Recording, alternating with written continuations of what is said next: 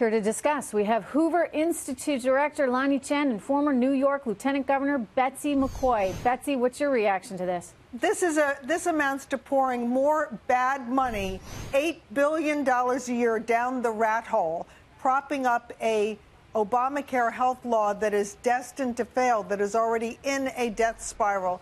So I don't think it's a good agreement. I'm not sure that Republicans in Congress will support it for that very reason.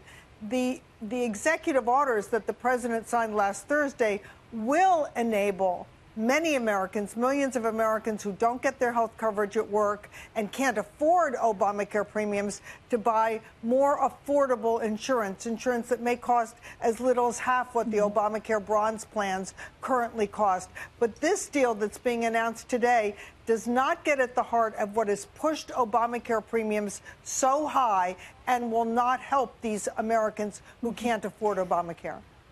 Lanhee, it seems to me that if we're there as the U.S. government with a big giant check in the way of federal subsidies, then you're not doing anything to actually encourage health insurers to provide more affordable care. Why bother? Because, you know, the U.S. government will foot part of the bill.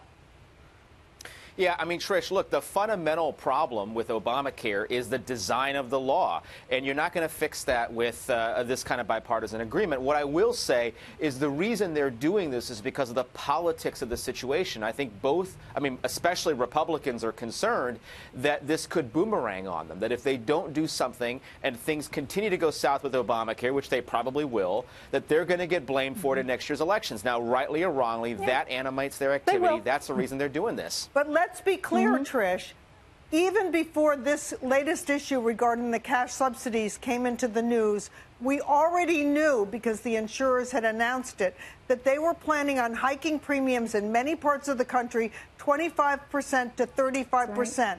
So regardless of how the Democrats try to demagogue this and blame it on the Republicans, those hikes in the premiums were already baked into this law, just as for the same reason premiums have already doubled.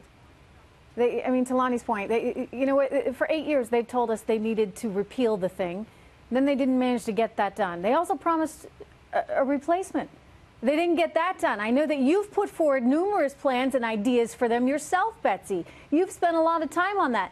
They're not listening. It's too complicated for them. They spent 8 years railing against this and offered no solution. Well, I can tell you that the president is correct when he says that it's likely a repeal and replace bill will be passed early in the new year. He is gathering those votes together. Republicans are beginning to realize that politics is something that has to be practiced as a team.